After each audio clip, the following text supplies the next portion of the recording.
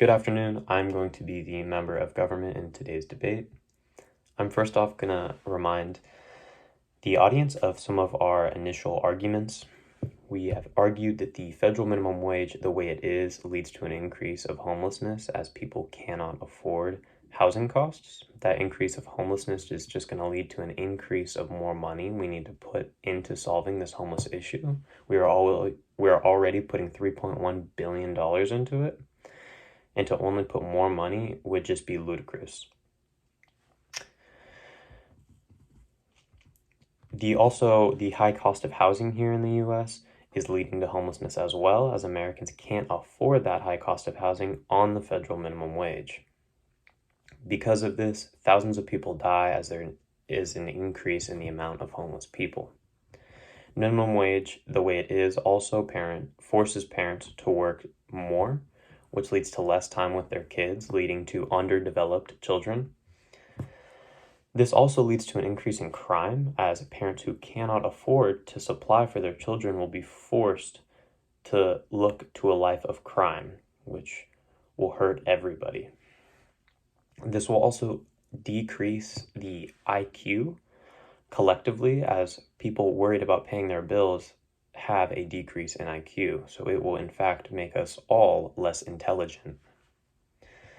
The minimum wage, the way it is, also causes obesity, as many people cannot afford to buy healthy food, as the cheap food in this country is incredibly low priced. This obesity leads to serious health issues and can lead to death. Obesity actually is the second leading cause of death, and we don't want to make it the first. So, therefore, I'm going to respond to some of the negative arguments to that. The negative side said that the minimum wage does not cause a high poverty or high housing cost, but low housing availability does. While we do have a low housing crisis, we have a crisis of having low-income housing here in the United States. We can fix that crisis, as increasing the minimum wage to $15 an hour will increase taxes statewide by $2.35 billion, which we could then put into creating more low-income housing, fixing this crisis. The negative argued that the raise in the minimum wage will just increase housing and lead to more death. Well, we believe that if we increase the minimum wage, it will decrease death, as more people can afford homes that we're going to build with the taxes that we can receive for raising the minimum wage. The negative argued that a minimum wage was never supposed to support a family, and parents need to take economic responsibility, such as going back to school. I find this argument incredibly disrespectful, as many families in this country are forced to work under a minimum wage due to socioeconomic disparities that we see in the inner city. Many of these people don't have the same resources that other people have in schooling, especially growing up, to be able to just go back to school or go to college. So this is an incredibly disrespectful argument.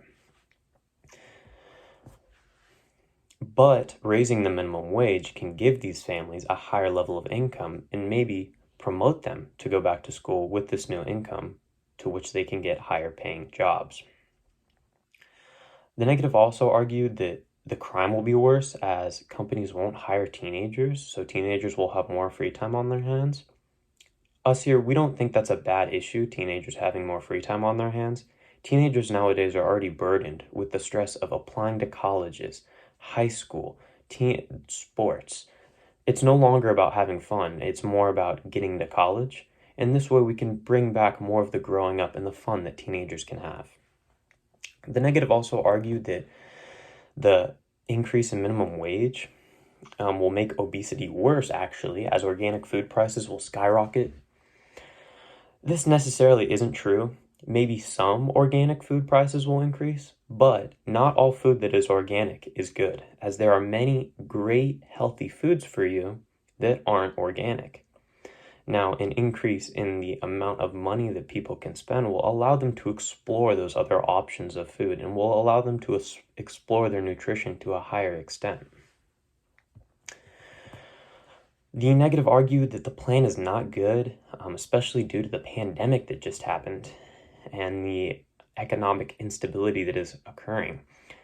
However, many people are extremely struggling due to this inadequate response by our government to this virus.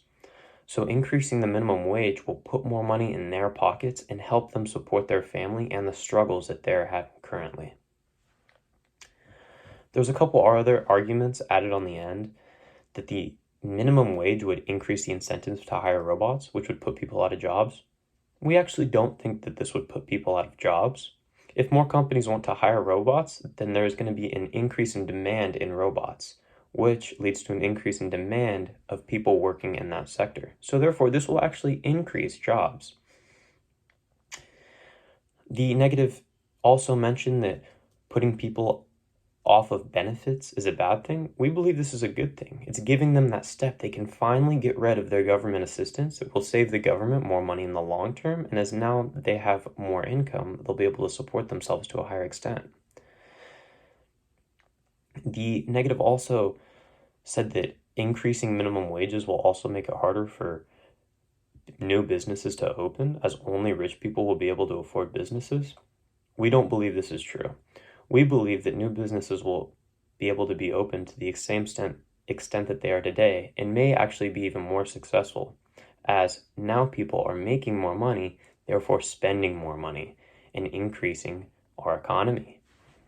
Thank you.